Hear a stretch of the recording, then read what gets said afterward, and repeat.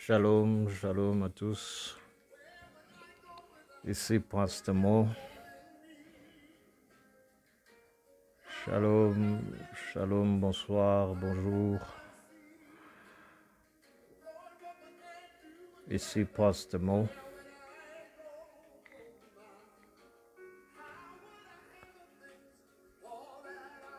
Ce soir encore, comme depuis le début de cette semaine, nous continuons avec l'enseignement que nous avions commencé, que nous avons titré « Parvenir à la royauté pour un temps comme celui-ci ». Parvenir à la royauté pour un temps comme celui-ci. Et ce soir, je vous propose la 4e partie. Parvenir à la royauté pour un temps comme celui-ci.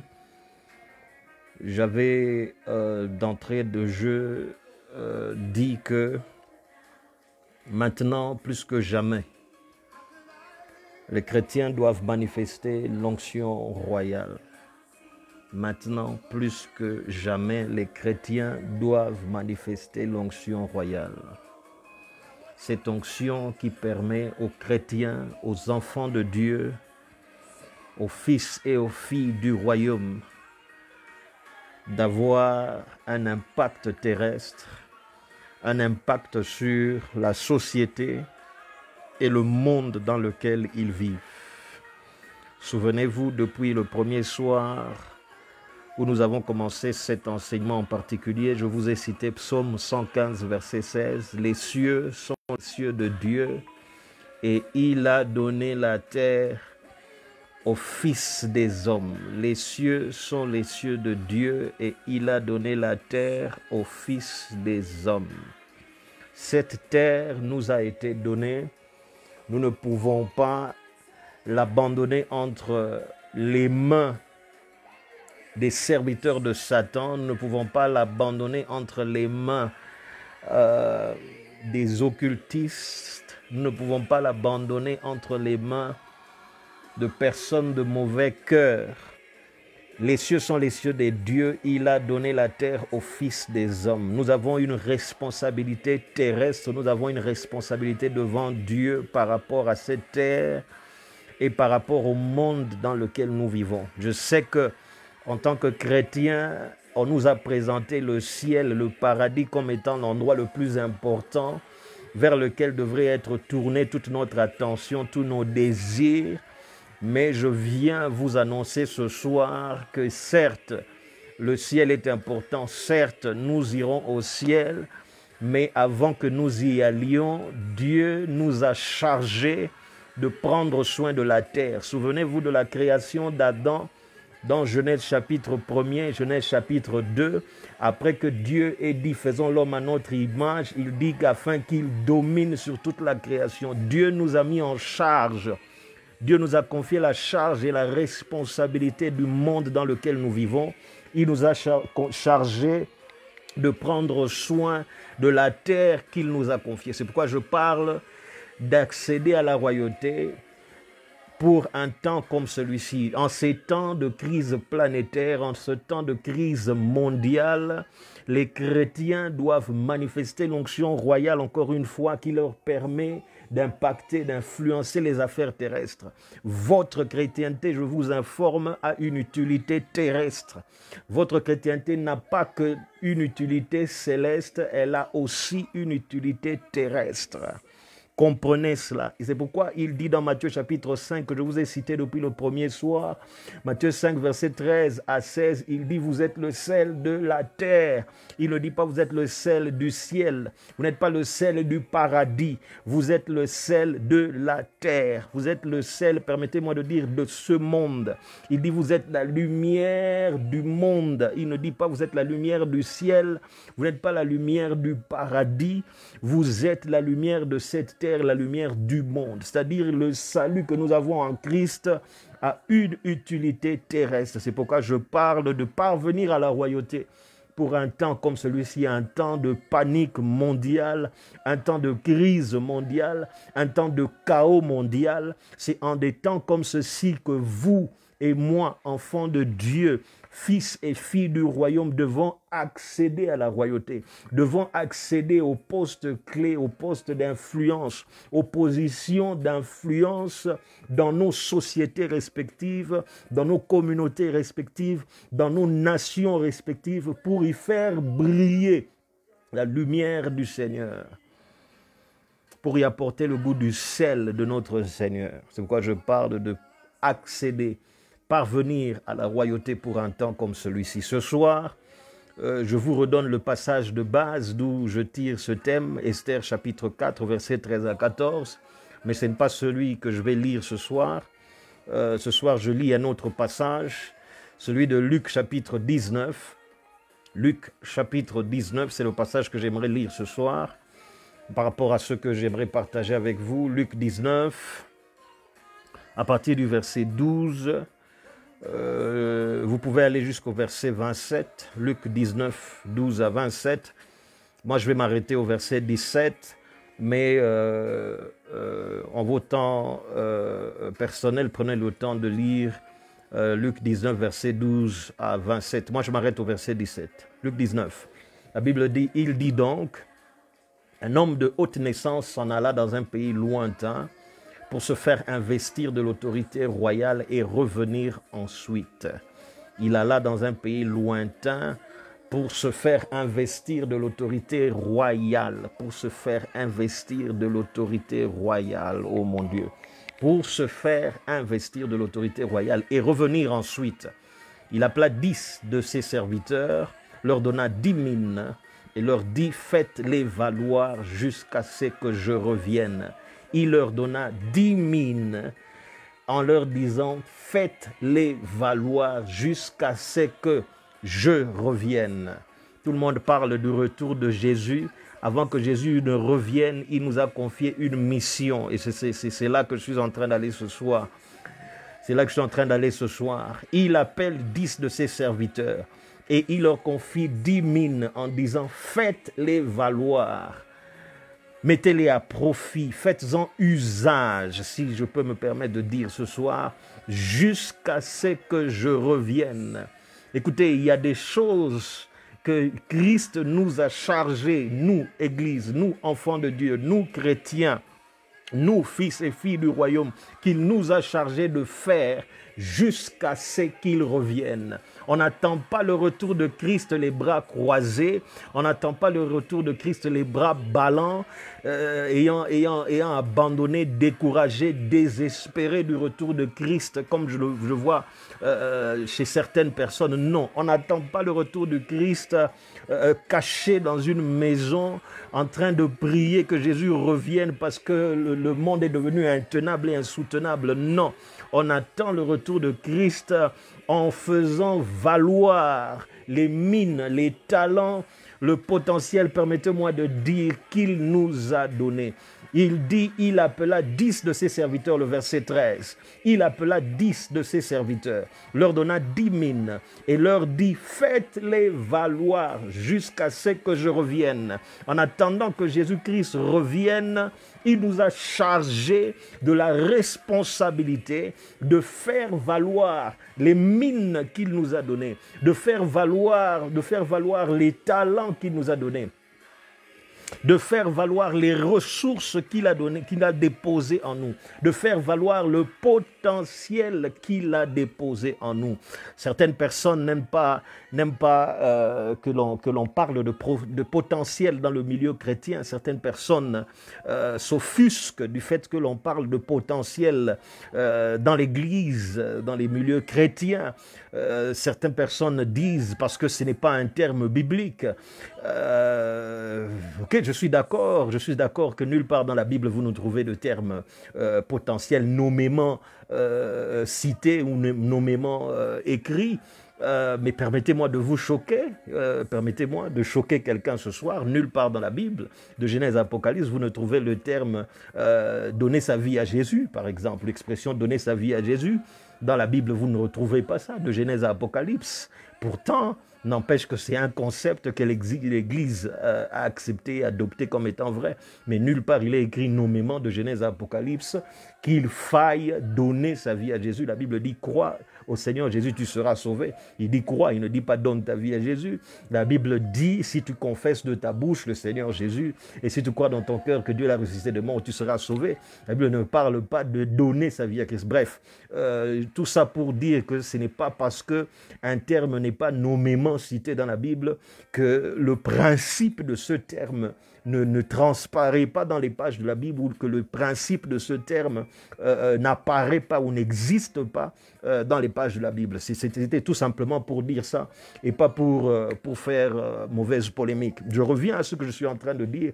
Le maître laisse 10 000 à ses serviteurs et il les charge de les faire valoir jusqu'à ce qu'ils reviennent. On attend le retour de Jésus en s'occupant à faire valoir les mines, à faire valoir le talent, à faire valoir le potentiel que le Seigneur nous a donné. Je vous ai dit depuis que nous avons commencé cet enseignement que lorsque les peuples crient vers Dieu pour les sortir d'une crise quelconque, Dieu répond à leurs cris, Dieu répond à leurs prières en leur envoyant quelqu'un, en leur envoyant des gens, des hommes et des femmes solutions.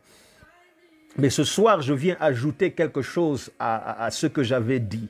Lorsqu'un peuple crie vers Dieu, comme le monde est en train de crier vers Dieu en ce temps de crise globale, de crise planétaire, lorsqu'un peuple crie vers Dieu, Dieu lui répond en lui envoyant non seulement des hommes et des femmes porteurs de la solution, mais Dieu répond aussi en équipant les personnes qu'il envoie. C'est ça l'élément que je viens ajouter ce soir. Dieu n'envoie pas seulement des hommes apporter la solution, mais Dieu équipe les hommes et les femmes qu'il envoie pour apporter la solution aux problèmes du monde, aux problèmes de notre génération. Dieu n'envoie pas des hommes et des femmes à vide, les mains vides.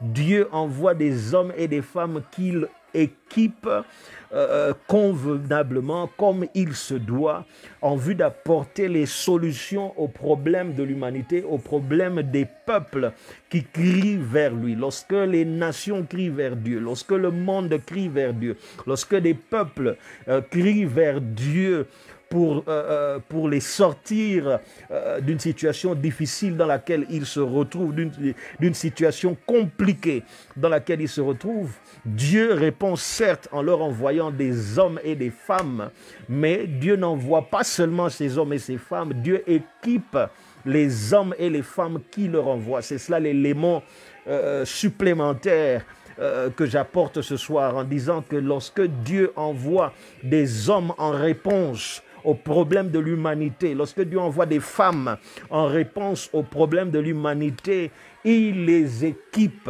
Dieu n'envoie pas des personnes les mains vides, Dieu équipe les personnes qu'il envoie pour apporter la solution aux problèmes de l'humanité. C'est ça que je suis en train de dire ce soir. Et il équipe les hommes et les femmes qu'il envoie. Il les équipe de potentialité, il les équipe de potentiel. Il les équipe de dons, il les équipe de talents, il les équipe de connaissances, il les équipe de savoir-faire. Il les équipe d'une certaine expertise. Dieu équipe les personnes qu'il envoie à porter la solution au monde, à porter la solution à l'humanité. Dieu n'envoie pas des hommes à vide. Il envoie des hommes qu'il équipe. Il se rassure d'équiper les gens qu'il envoie apporter la solution au monde. Quelqu'un est en train de dire, prouvez-le-moi bibliquement. Je vais vous le prouver dans un instant. Premier exemple ou première preuve, celle de Moïse dont je parle depuis le début de cette semaine. Lorsque la nation d'Israël captive, rendue esclave en Égypte, a crié vers Dieu et que leurs cris sont arrivés aux oreilles de Dieu et que Dieu a dit, je descendrai, je les délivrerai, je les ferai sortir. Dieu s'est souvenu de son alliance avec Abraham, Isaac et Jacob et que Dieu a dit qu'il descendra pour les délivrer. J'ai dit depuis le début de la semaine, qu'il s'en va à Madian chercher un homme, chercher Moïse pour le charger de la mission d'aller délivrer les enfants d'Israël. Mais il ne le charge pas seulement de la mission. Lisez Exode chapitre 4, du 1er au 17e verset. Lorsque Dieu l'a chargé de la mission, Dieu a commencé à l'équiper pour la mission.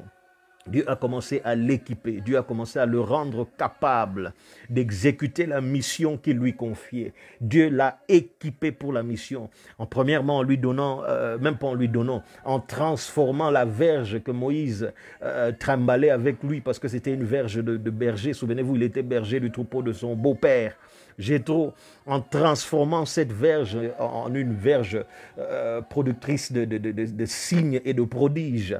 Et non seulement ça, il a rendu capable de faire tout genre de signes et de tout genre de miracles. Lisez le passage que je vous ai donné, Exode 4, versets 1 à 17. Dieu n'a pas seulement envoyé Moïse à vide, il n'a pas envoyé les mains vides. Dieu l'a rendu capable d'exécuter la mission.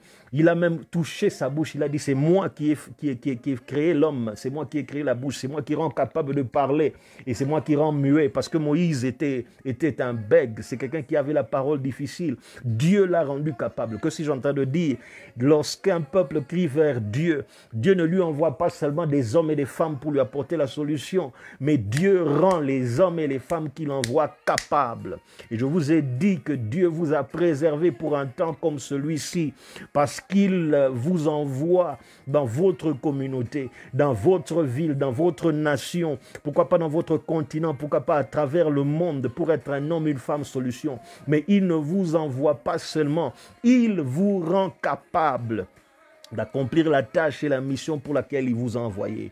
Dieu rend capable les personnes qu'il envoie en mission. Je vois un autre exemple, celui de Joseph, que je vous ai donné aussi depuis le début de la semaine.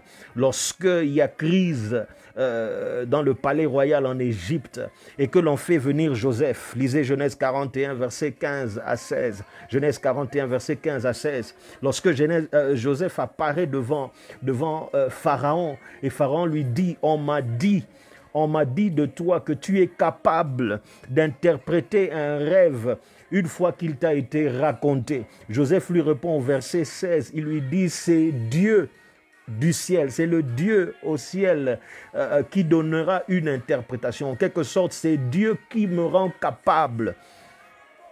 C'est Dieu qui me rend capable de faire cela. C'est Dieu qui me rend capable d'apporter la solution.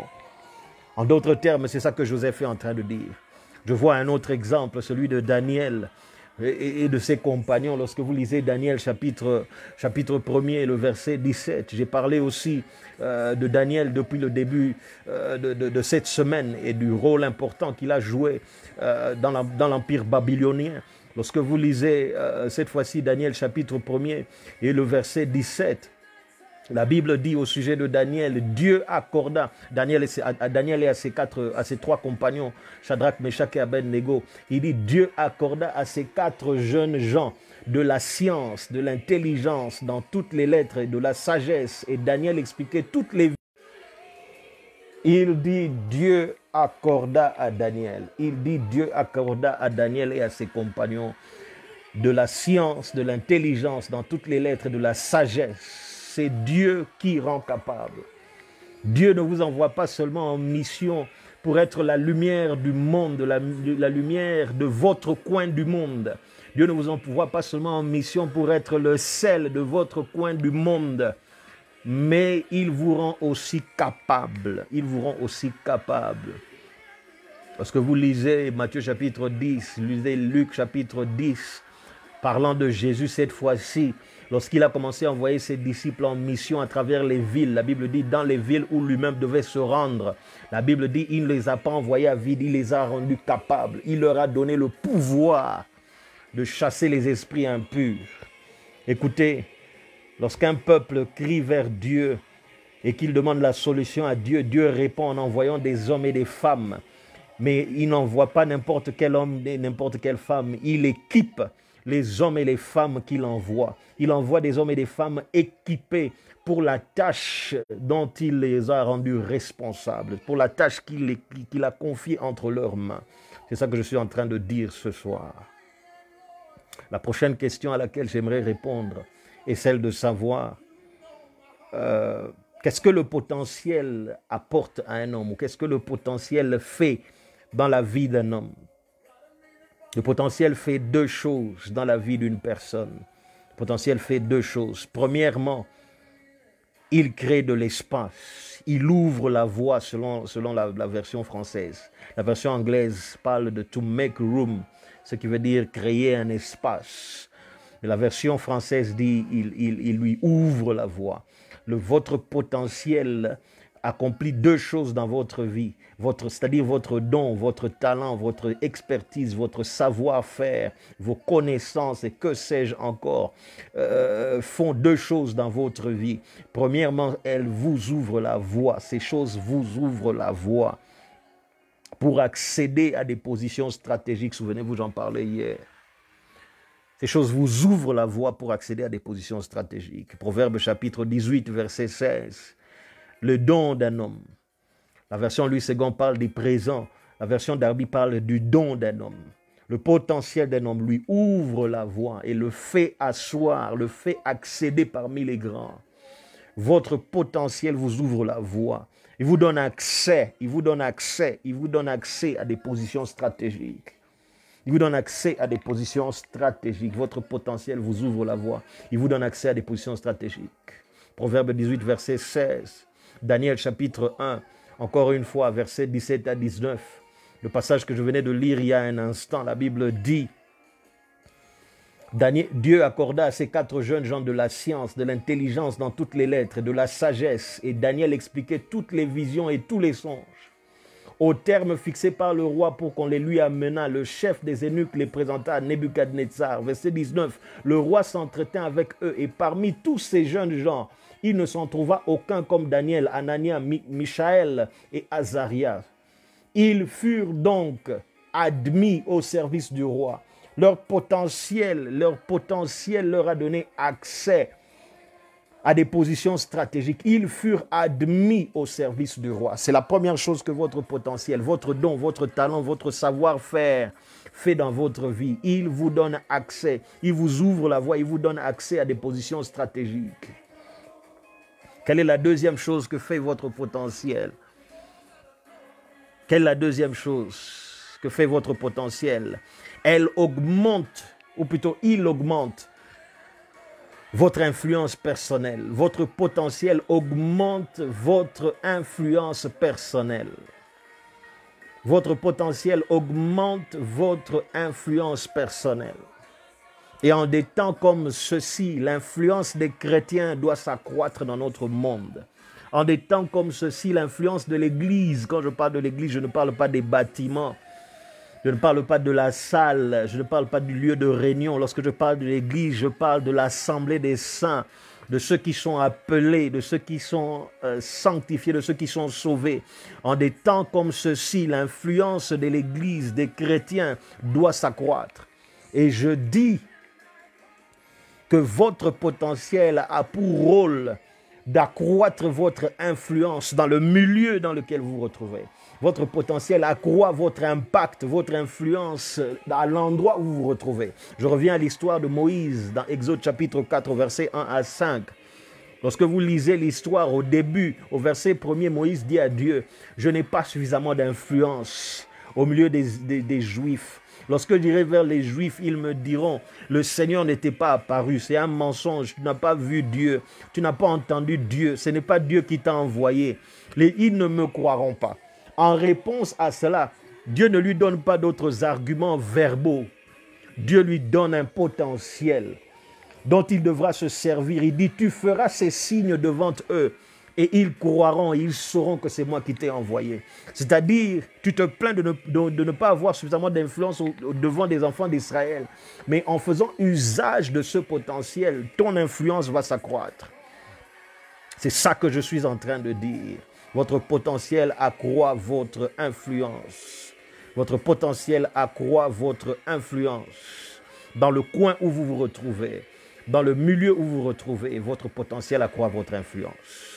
Le deuxième exemple, c'est celui du passage que j'avais commencé à lire de Luc chapitre 19, versets 12 à 13, en fait 12 à 17. 12 à 17. Je me suis arrêté au verset 13 tout à l'heure, je vais lire, je continue à lire. Luc chapitre 19, verset 12 à 17. Un homme de haute naissance s'en alla dans un pays lointain pour se faire investir de l'autorité royale et revenir ensuite. Verset 13, il appela 10 de ses serviteurs, leur donna 10 000 et leur dit, faites-les valoir jusqu'à ce que je revienne. Mais ses concitoyens le haïssaient et ils envoyèrent une ambassade après lui pour dire, nous ne voulons pas que cet homme règne sur nous.